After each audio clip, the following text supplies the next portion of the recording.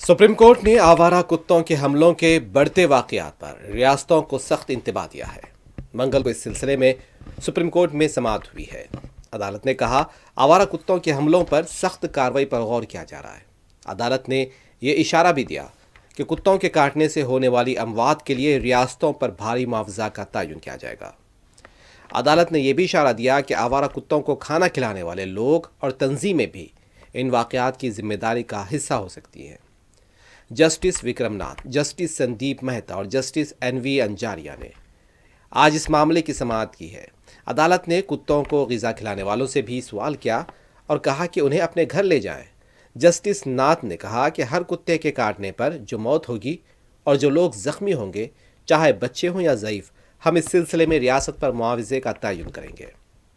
ये रियासती हुकूमतों की जिम्मेदारी है कि इस सिलसिले में इक़दाम करें। अदालत का सवाल था कि क्यों आवारा कुत्ते सड़कों पर घूमते हैं और लोगों के लिए ख़तरे का बाज़ हैं।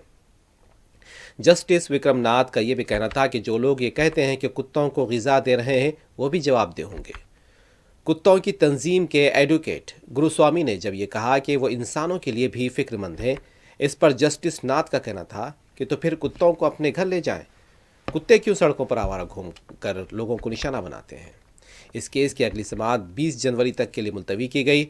इस मौके पर जानवरों के हुकूक़ की जहदकार एडवोकेट महालक्ष्मी पवानी ने बताया कि कुत्तों को ग़िज़ा देने वाले अफराद को हरासा किया जाता है। हुक्काम भी इस सिलसिले में केस दर्ज नहीं कर रहे, जिस पर जस्टिस विक्रमनाथ ने कहा कि मकामी पुलिस से इस सिलसिले में रुजू हों।